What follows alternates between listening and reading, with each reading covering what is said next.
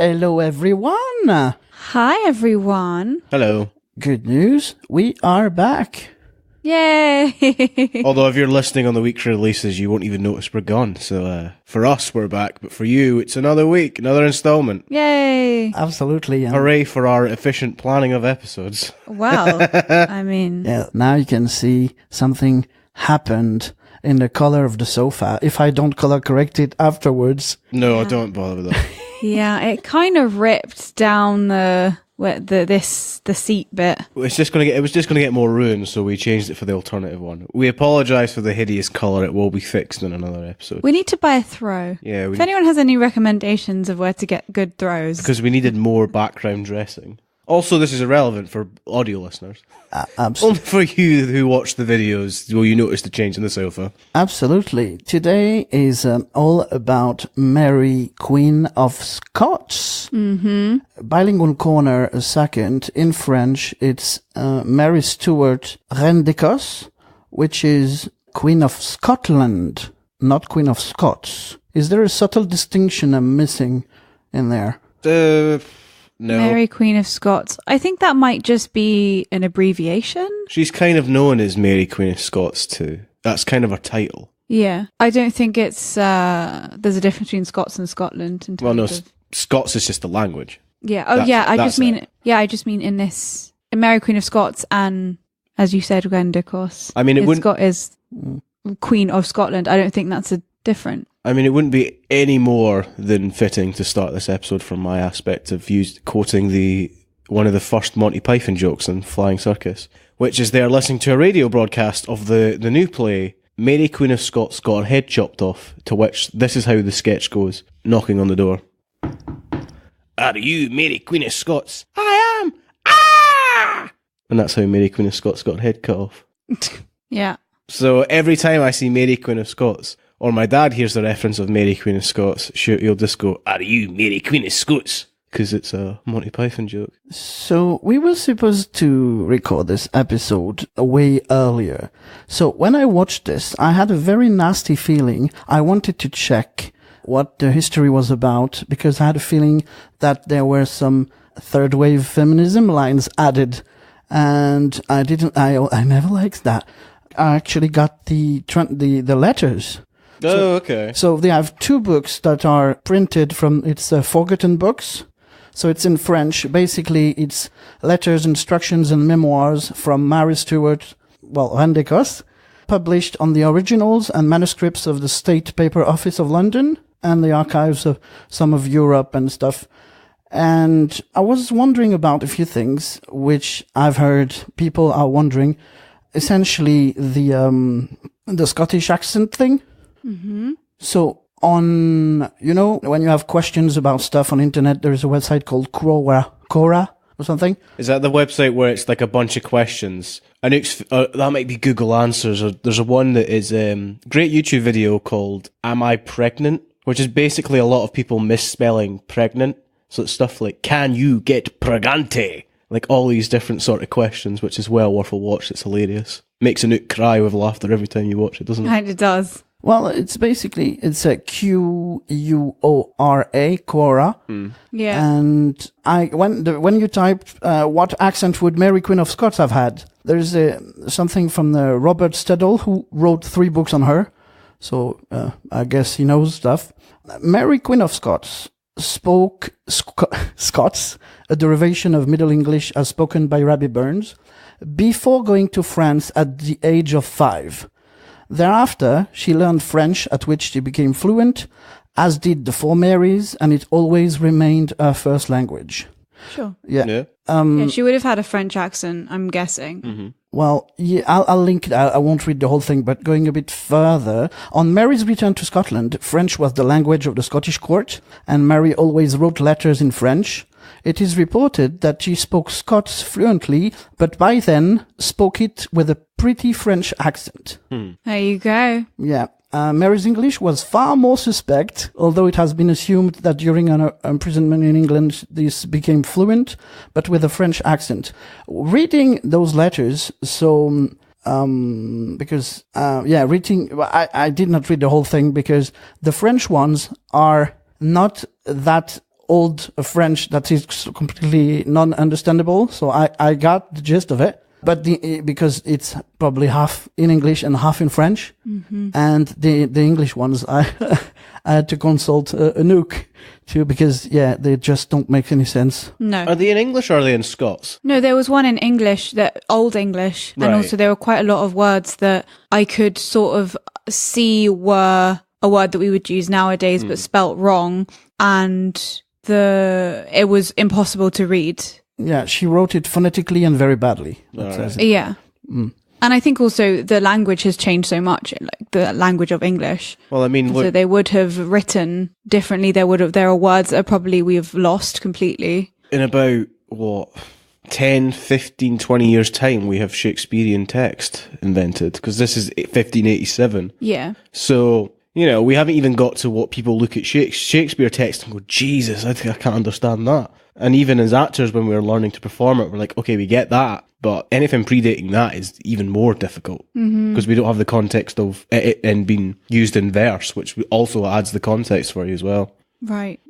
So I went into this film with multiple biases that I talked about, those lines that I completely blocked. I can't quote them and the fact that there was Margot Robbie in the movie. But I have to say that this film did a few things that I was quite impressed and surprised by me realizing that. But I'll come into that soon. First, this film was directed by Josie Rourke, who directed more than 45 plays before. That was her first screen film. Which is interesting because it doesn't at any point feel like a feature movie. Sometimes you'll feel that in a film you watch, this would be a better play. Suburbicon was a TV series or a play, yeah. Or even movies that were plays that have become films, like, say, The Woman in Black, does have a kind of stage feel to it. Or I hadn't seen Ghost Stories, and we haven't seen the play version of Ghost Stories, but it'd be interesting to see if that has a similar translation as well. Yeah. But to have the ability to not just become like a extended theatre piece on stage, although there is one scene in the movie that does feel like it's straight out of a play, which is the fictionalized meeting of the two characters. Right. Well, I would argue it's very stylized for a film piece, but would work very well on stage. None of this feels not like a theatrical film. I had the Last Jedi feeling when they met with Rey and Kylo meeting, but not meeting. Oh, yeah. Yeah. Isn't that from Empire Strikes Back too? Do you know what? That scene has got a lot of hate. I really liked it. Yeah. I think that's because my heart is in the theatre, so maybe I do quite like a stylized theatrical feel to certain scenes, but I thought it worked really well. I also thought that historically, of course, everyone knows that they never actually met. It was all, they met through the pen, as they used to say. And so I thought that was quite a nice way of sort of subtly saying, this is sort of stylized, and we know that we're taking some historical liberties, but because they also talk about how, please don't tell anyone we met. Yeah. Which I thought that was quite a nice way of saying they might have met. We just don't know. It's true. Historically, we know they didn't meet because there's no evidence that they did meet. So it's like the film itself, it's like, and this is a wider point as well that I'll get into. It's like, I don't care because the narrative of the film and the film has been presented, I believe it. I don't disbelieve. It doesn't ruin the illusion of the film for me. We've talked about this before about why do you let some films off the hook where like the illusionist I didn't believe it and that broke the story. In this one, it didn't for me. I'm like, okay, maybe they didn't meet in real life, but the way that this film has presented it, and remembering it's a film about events from 500 years, 400 years ago. Sure. It doesn't break the spell of stagecraft or filmcraft for me here. No, it's a dramatized version of historical events. In the correspondence, there were some meeting planned, clearly. Sure. But they were denied and then actually never happened. So that we know that, but it's actually clear in the correspondence between the two queens.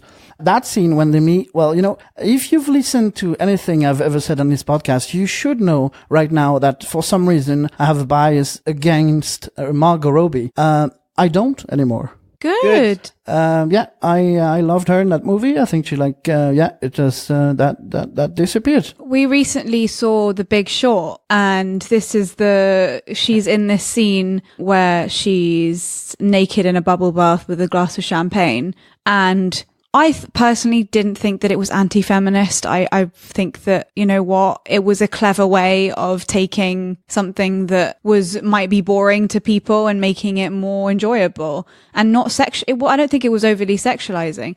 Thing is that that's how quite a lot of actors, that's where they start, right? They start in these small, usually overly sexualized scenes, and by kind of taking back the power of, you know, actually I can play that and I can play Elizabeth I in a really nice and like compassionate way. I thought that was awesome as a fellow actor to know that, you know, for a while she was typecast and then she did I, Tonya, and then now she's done this. It's almost like, okay, well now she can be taken as a really serious actor and she's quite diverse. Do you think then that when we know that she's doing, it's not Birds of Prey, I can't remember what the title is now. Unfortunately, they decided not to make Gotham City Sirens. They made the other one, where she will be returning to the role of Harley Quinn. I think when you get a role like that, it's so easy to go, well, that's, you know, they're just a superhero actor, or, you know, they just play this part. But she's really come back and played some amazing roles since doing that. And that film was terrible. She probably had to fight for that as well. I think that it's probably easier to just go, okay, well, you know, let's follow the money. And of course, she won an Oscar for No, she didn't. No. BAFTA? No. She won something. She didn't get anything. I don't. But did she not? No, it was... Did the film win? No. Okay. Because remember, it was the same year as... Best Picture was Shape of Water, both at BAFTA, and... She was nominated then? Yeah, she was nominated in the same category as Frances McDormand, who won both for Best Actress. So there you go. Her mom and I, Tonya, won for Supporting Actress. That's probably where I'm getting from. I know that she was definitely nominated. Yeah. So of course she's been in like huge blockbuster films after that, but the characters that she's played have been very kind of high thespian. I read when we did I, Tonya that I, Tonya was the first lead role that she did. Yeah. She'd been offered loads and she said, I'm not doing it. She didn't accept until she thought she could do it, which is quite amazing from coming off of everyone noticing her from Wolf of Wall Street, you know? Yeah. To go briefly back on the point you were talking about, The Big Short, I thought that scene's a great way of giving you exposition without it being boring. Yeah, I agree. Because she's explaining different types of bonds. Triple B's, C's, whatever the hell they're called. You know, it's a good scene. I like that scene. I forgot to say, so this screenplay is written by Beau Willimon, and it's actually based on a biography by John Guy, yes, Queen of Scots, The True Life of Mary Stuart, which I wanted to read, but I actually purchased the thing, but I didn't. So I can't comment on that, unfortunately. I think I saw an article where he was basically being interviewed, you know, these written interviews that you get. And of course he was talking about, because quite a lot of the things that he wrote in that book, they based this film on, right? And so he talks about how historically it might not be accurate a lot of the time, but actually most of it is quite compassionate to how much we know. Josie Rourke was the director of the Dunmar Warehouse. Oh, well, nice. She's since 2012. Oh, very cool. Yeah, as always, every time I see David Tennant, I'm happy. I thought he was really good in this. Of course, the character made me super angry because it's so antiquated, his beliefs, but the kind of intensity and ferociousness that he brought to that character was amazing. And it's always nice to hear David Tennant speak, you know, with a Scottish accent, because like it's his own, and you hear him so much in Doctor Who as in an English accent. It's nice to hear him do Scottish. Yeah, about that accent, and since we have a member of that community in the room. Oh yeah. The first time I heard Saoirse Ronan speak Scottish was in Death Defying Acts, which was kind of a dramatized version of Houdini. She was a kid and she was doing a great job there already. Do you have any comments on Saoirse's Scottish accent, Adam? It wasn't distracting and it wasn't, false. So I believed it. So no, not really. I mean, I think she's really good in this. I think she's very good in a lot of things that she does, actually. And as much as everyone loves to make a big deal about, the role should go to a Scottish person, it's like, again, what do we expect? We haven't had a Scottish actor play like a big part like that in forever. I mean, look, we just had Chris Pine playing Robert the Bruce. We might get, if Braveheart 2 comes out, we'll get Jeff McFadden, is it? Angus McFadden. Jeff is his name in Saw, yeah, sorry. Well, that might be nice. We have institutes like James Cosmo, and now we have James McAvoy and all these great, and David Tennant even, actually. We have these Scottish actors and actresses, even like Kate Dickie, and the list goes on. But it doesn't, I'm not that fussed, I mean, if it was bad, yeah, and if it's casting because, it's like a big name. I mean, was it Tom Cruise that he did an Irish accent in the film, and it's like absolutely abysmal. Terrible. Mm-hmm. When it's like that and it's just outrageous, that's annoying, because why didn't you cast somebody that could do the accent instead of money? But this one isn't for that, and she does look a lot like our depictions of Mary Queen of Scots. So yeah, and the red hair. She looks great in this. Yeah, I feel like if you can do the accent and you're good for the part, why not? I understand completely that there aren't enough Scottish actors that get I think that you can't say that this has been taken away from someone. I don't know. This is a really controversial topic, so I might not even touch it. I know. To get back to the term of Mary's accent a second, I'll be able to experiment actually, because my nephew and niece, their father, so my brother Mark, is French, and their mother is English. So when we talk, I had this internal monologue discussion the other day. When we talk about mother tongue, it's langue maternelle in French, which pretty much means that that's the language you get from your mom. But it also means that's your main language, like your... Yeah. So that I'm pretty confident that because her Marie de Guise was she was Scottish, but the dad was French, I think. That's how it worked at the time or something. Mm-hmm. Yeah, anyway, to try to identify, definitely I'll see with my nephew and nieces how it goes. But the mother is English, so it's pretty much clear now that they are going for the English one, and they are shy at speaking French. Actually, I think it depends on where you live as well. Like you're like my mother tongue, for example, is definitely English, but my mum and dad used to speak their own languages to me when I was a kid. And of course, I used to go to Germany and Pakistan nearly every year. So it is kind of confusing, I think, to people that have like other cultures and languages in their world, because it totally depends on where you are and how much you spend time on, and also how much your parents want you to speak that language. Why are we talking about this? I have no idea. So Mary, Queen of Scots, she would have had a French accent, basically. Yeah, but I mean, because I was wondering, they are less. My two nephew nieces, they're less than 5, so I can't know. But I'm pretty confident. I'm pretty confident, actually, in actuality, that if you live in your home country at 5, you'll probably be speaking with your original accent forever. But I mean, there could be some slight changes, but I mean, the people complaining that she was not speaking with a French accent, I don't really care about that, because we can't know for sure anyway. Yeah, and also, like, again, this is dramatized. Like, this is supposed to be Mary, Queen of Scots. They wanted her to be Scottish, of course, right? Like, we don't know.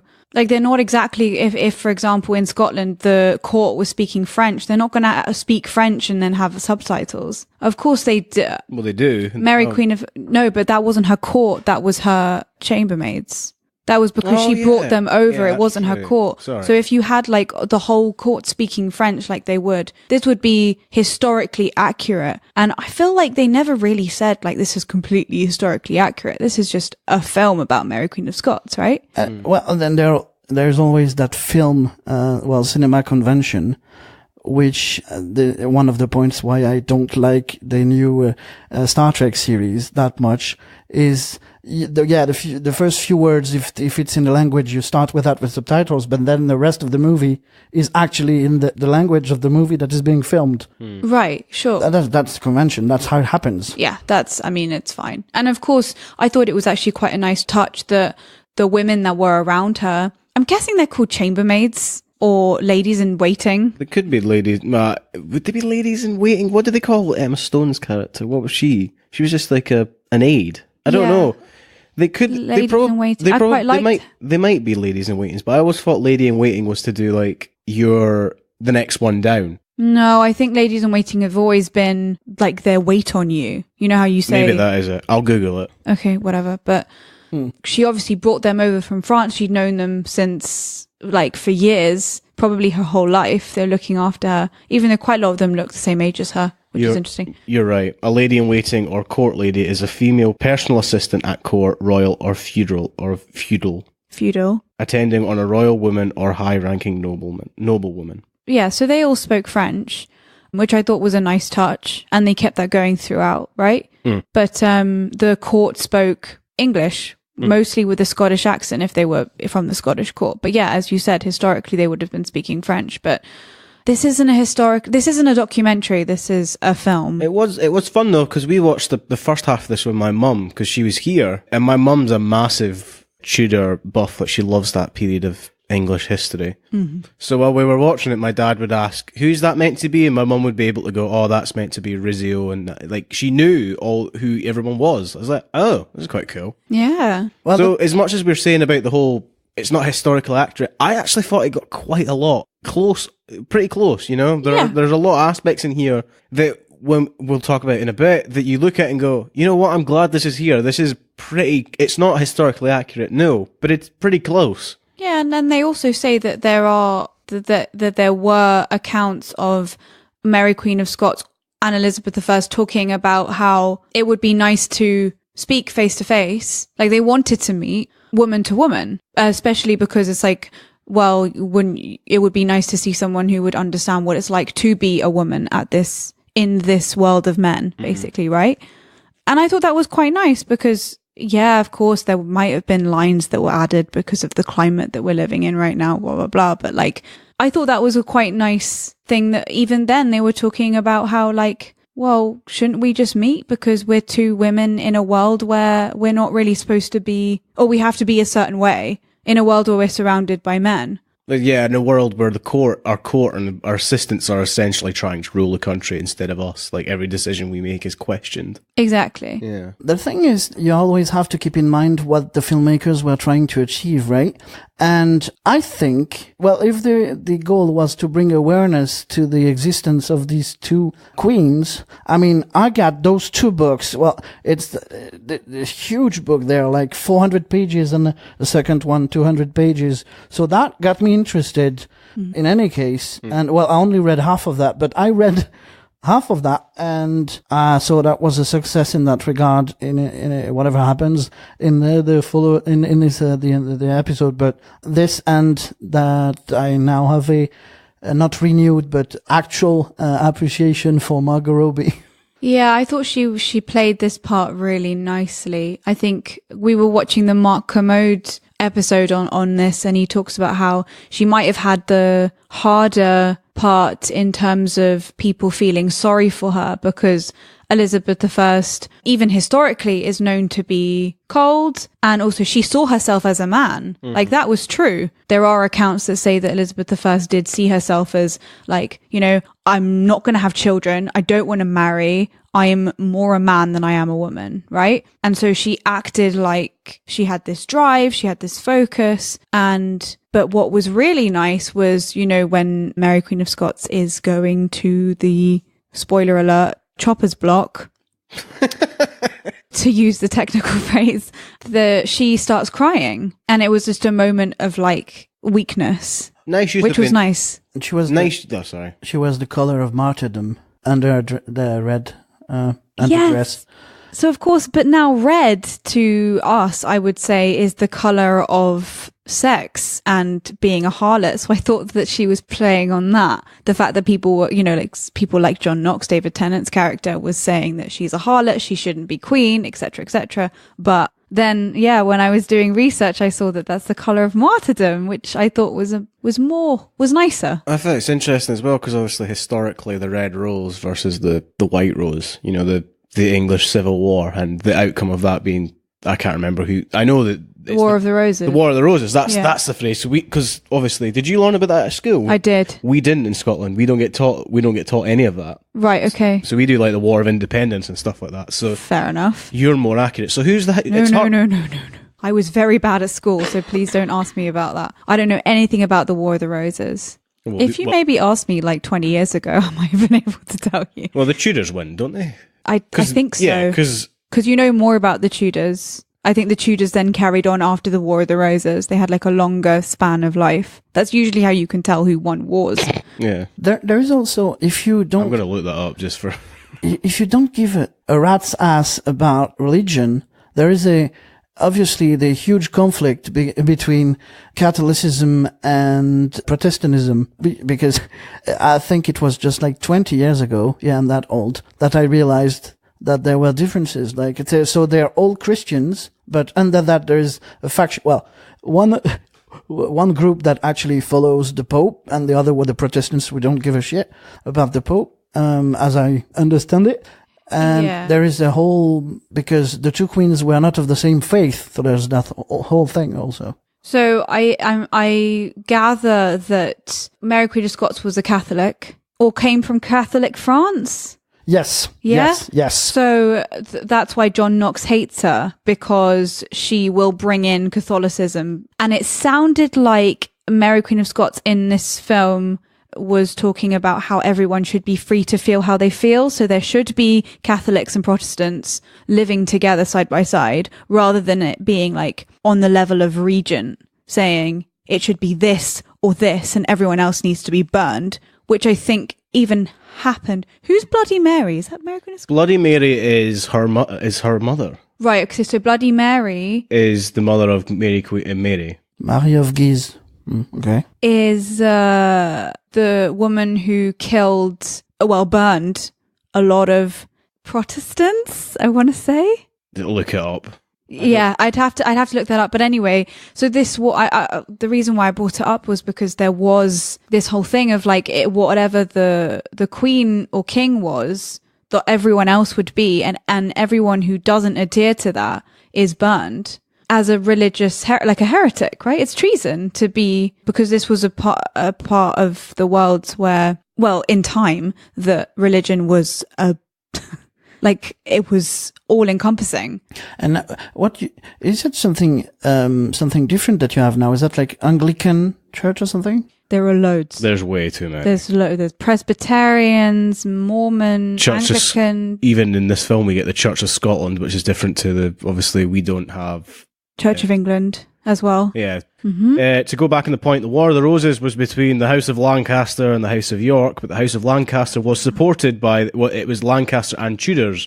Yes. The war successfully killed all male heirs from the House of York and Lancaster, leading the House of Tudor to strengthen and become, as we know, Henry VIII, the Tudor dynasty. I mean, if you are a historian, it just sounds like Game of Thrones. I mean, and the fun fact, the Kingdom of Scotland did support the House of Lancaster and House of Stuart. So they were Stuarts? Not Stuarts, Tudors, sorry. Tudors. I don't know where the Stuarts come from, because I don't know enough about that history, but that's where it starts. Stuart, I think there are two spellings, and everyone is using the French one.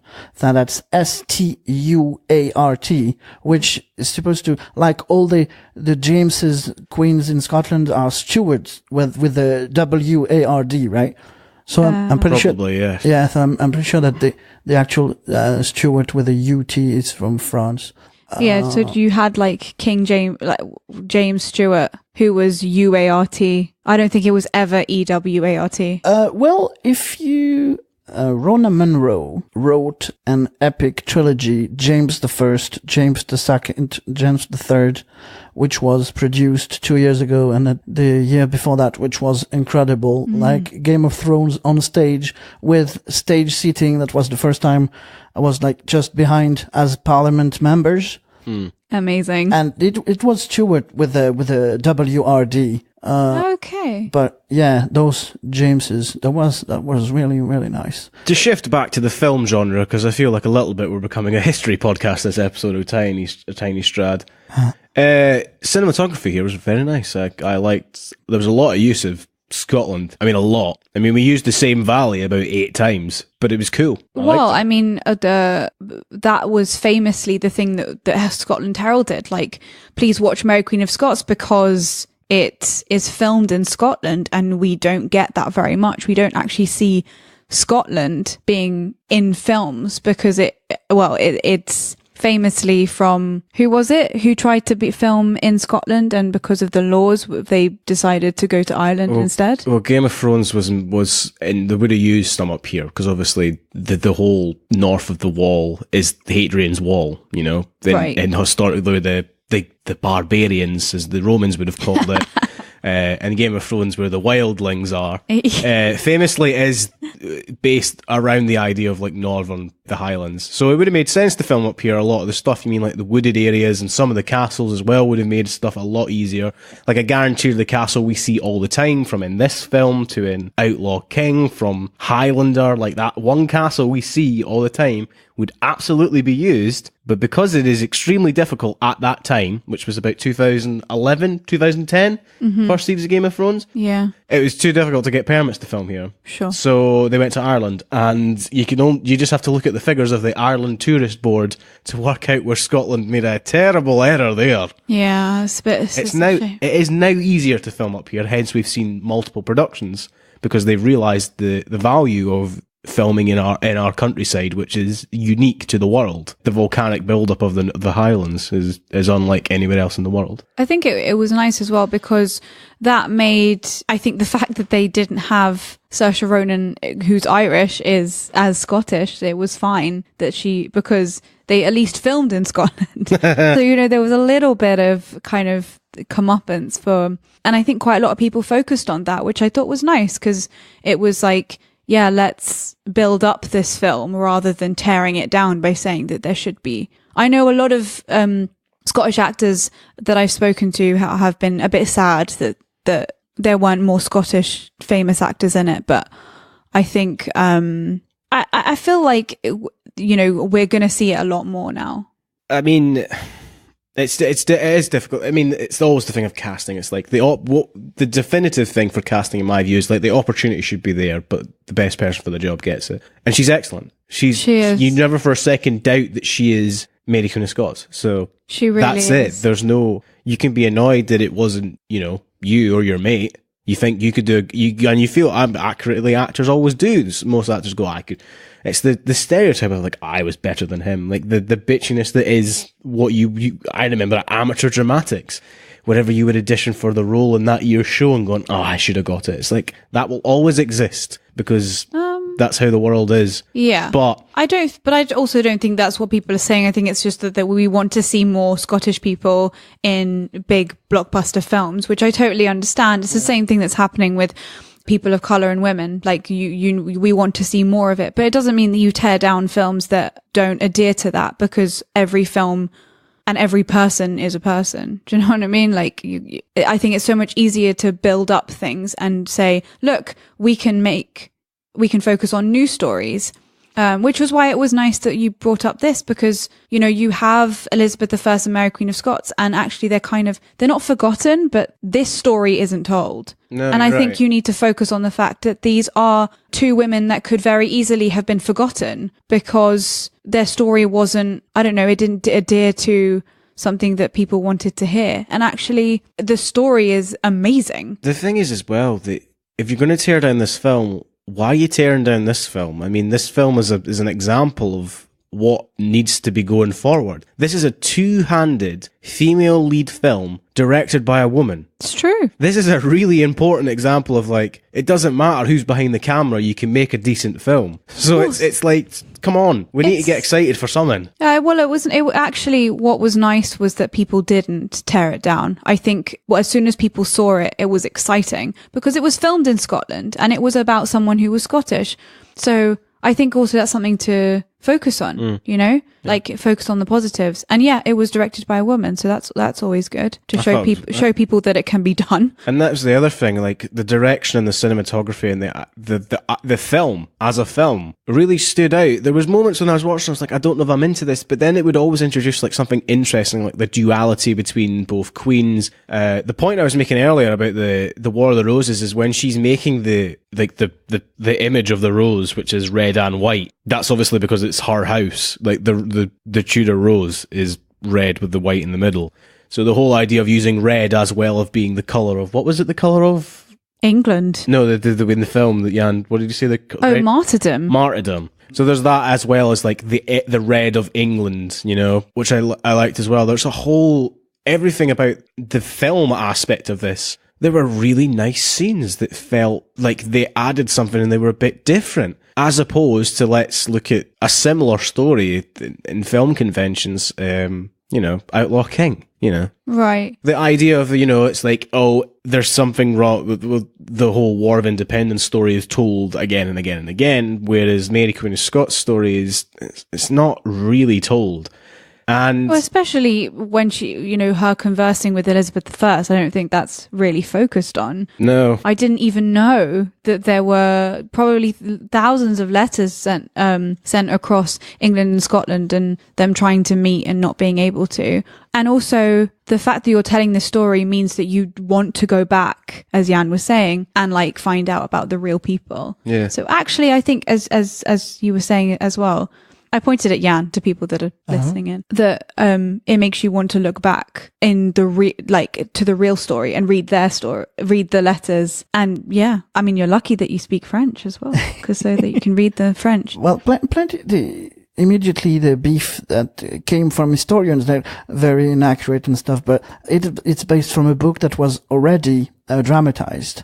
Yes. And when you make a movie, if you want to keep interest, it has to be dramatized or else it's not a movie. Yeah, it's a documentary. And there are loads of those. I mean... Yeah, there are very nice ones which work a bit like movies, but most of them don't. Well, even look at The Favourite. Nobody's complaining that The Favourite is historically inaccurate. Yeah, and I mean, it is actually surprisingly accurate. Like this film, there are lots of things that you would think, oh, that's dramatized. And then you look back and you're like, actually, it really wasn't. Like, that actually happened.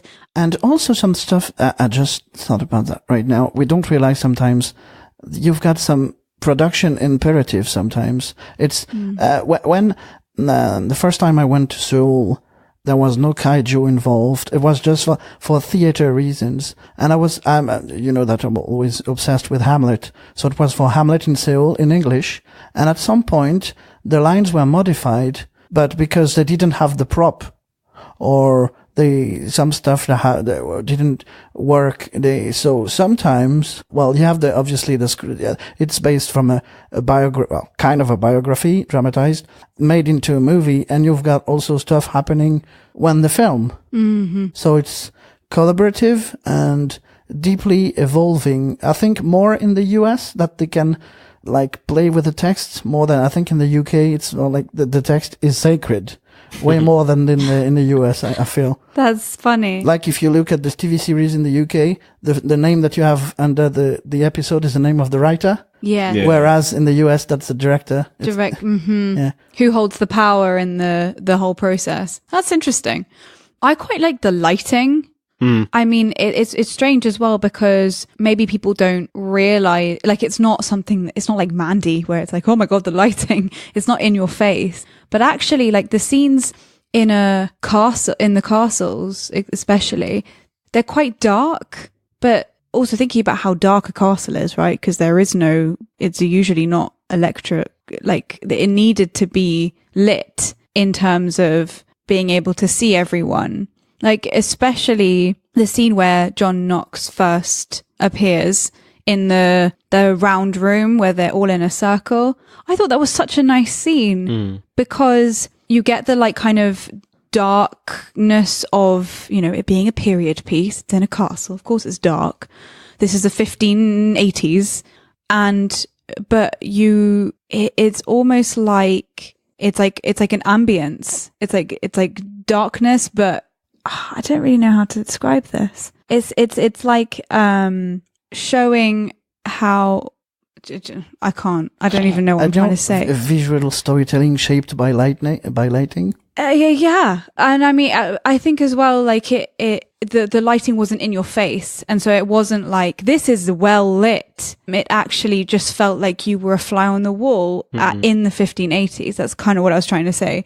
And of course you have the like tall, brooding figure of David Tennant, John Knox, who obviously is a complete arsehole. And also just the costume design, the fact that like everything is like super dark and black, but then you have the jewelry which like glistens. You know, you have that like dichotomy of light and dark all the way through. And then of course it ends on Mary Queen of Scots in that like bright red dress, which of course contrasts to anything in the whole film, because of course even in like the girls in their night dresses, that's like white, so everything's stark until that last scene. Or maybe even just the contrast between her and Elizabeth I, who is all make-upped and her clothes are a lot brighter, probably to show maybe Elizabeth I was a little bit jealous of Mary Queen of Scots, and that's kind of touched upon, isn't it? That I was jealous of the fact that you could have children, that you were married, that you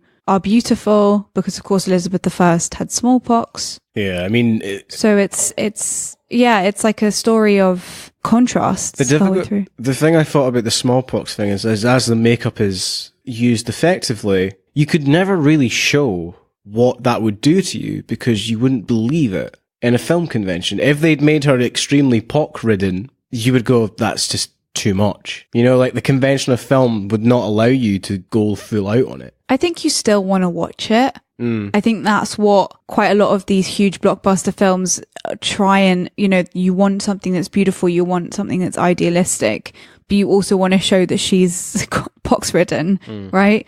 But, and of course, I was speaking to a fellow actor, and they were saying that, oh, you must see Mary Queen of Scots. It's so nice to see like the fact that they didn't shy away from showing, you know, Margot Robbie in like an ugly way. And actually, I think that just shows that a lot of people don't realize what smallpox did to your face. No. Like it was a lot more brutal than what was shown in the film. So it was slightly Hollywoodized, as I like to say. Hey, Return of the Frame.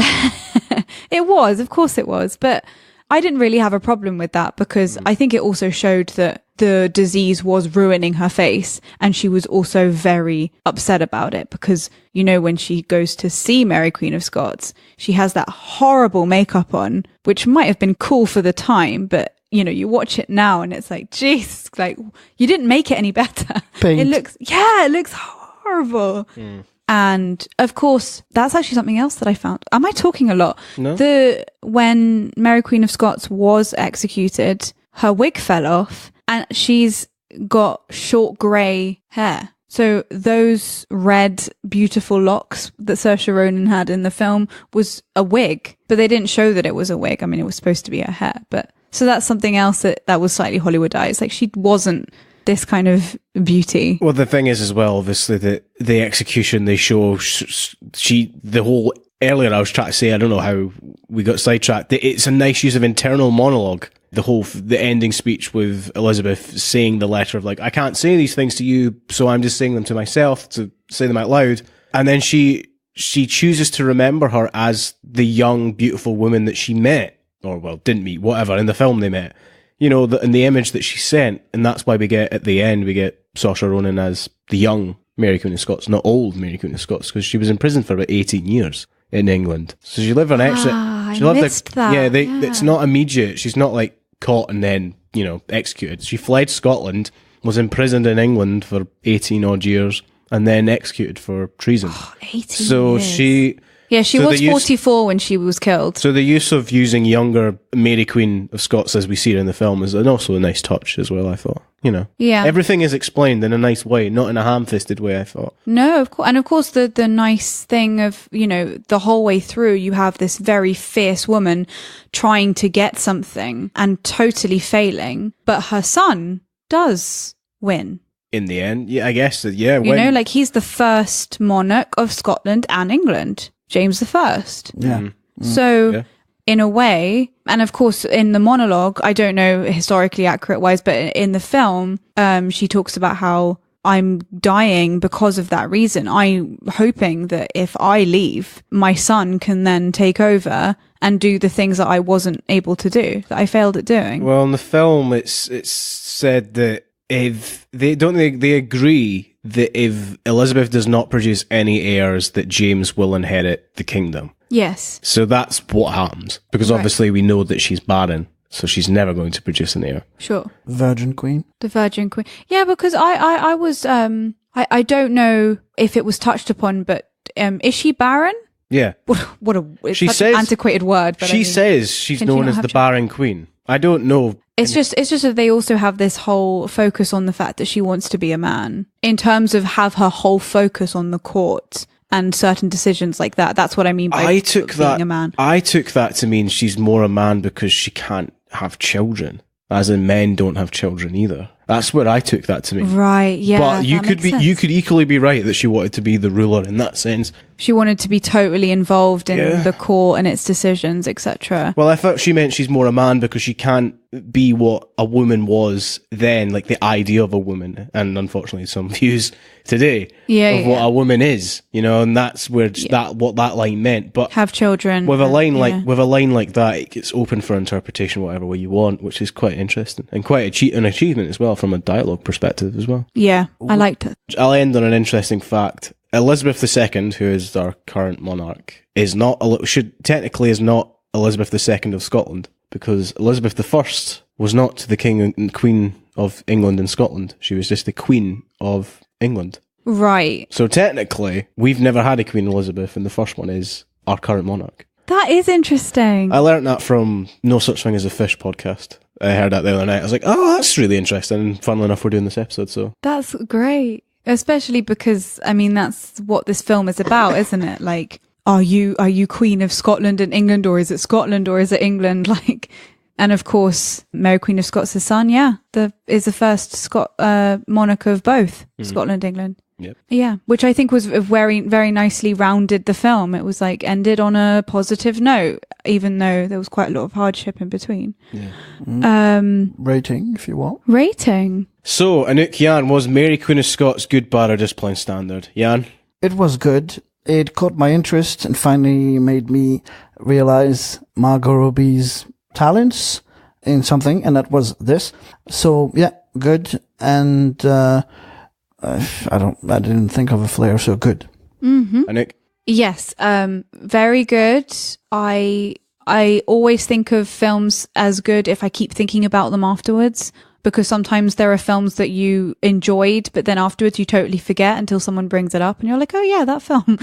I actually think about this film a lot. And so I think that's it's memorable. It also makes me want to go back and read more about these two women and also the time that they were living in. So I think what the director wanted to portray and have their audiences feel, that definitely was met.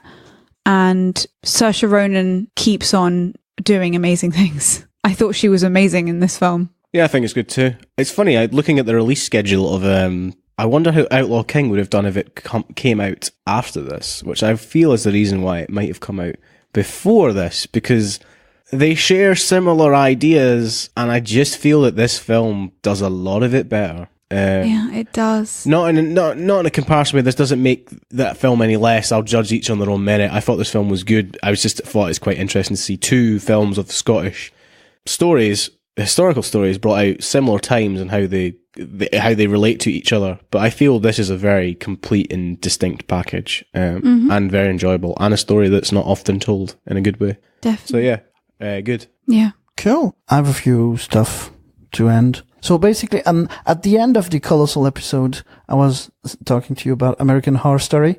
So basically, American Crime Story is a spin-off of American Horror Story. Right, okay. And there are some true elements in the horror thing also. Okay. But yeah, and it's something fascinating happening right now. So obviously when you put on a theater show, you try to sell as many tickets as possible. But something that is currently happening, which is fascinating to me. Last year I went to see ... Somni.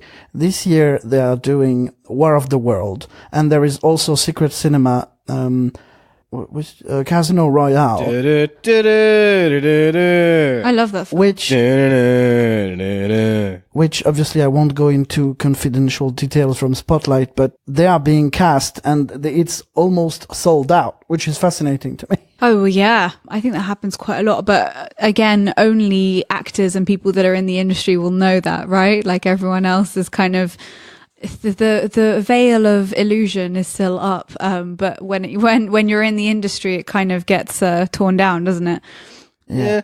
I mean, although don't most theatre shows only rehearse for like 3 weeks before? So, and tickets are not, say for like network, tickets will be on sale way before 3 weeks. So I think it's just common practice that you start, as soon as the show is, the show is happening, as soon as it's booked in, you start selling the tickets. We need to tell people, yeah. I think as well, that's probably why casting comes out so late, because there are also famously a lot of actors that will drop out, and there'll be, differences between what the actors want and what the production company wants and what the thing wants, the agent wants. And so sometimes you will go see something thinking that it's going to be one actor, and actually they dropped out before. Oh yeah, and you've got also the how do you call them again? The replacement ones, understudies. Understudies, yeah. But no, that's funny that sometimes, because there are so many actors in the world, you'll never see. Oh, okay, we sold everything, but actually, just like Fire, kind of, it can't happen. We didn't get the actors. No, you never will. There'll always be someone there, like, please give me a chance. Yeah, true. Kudos to Joe Rogan in the follow-up podcast episode he did with the Jack Dorsey, the Twitter CEO. He also had Tim Pool, and I don't remember the name of the woman. Well, we were watching it this morning. It's VJ. I'll find it. Yeah, I just had it and I was watching it, so it'll be nearby. He was like thrown in the mud for the first one. He did with just Jack Dorsey, and now they came back, and Timple is like, I mean, that's a very good. I'm halfway through, and that's the good one. How's you pronounce? I can't pronounce that name.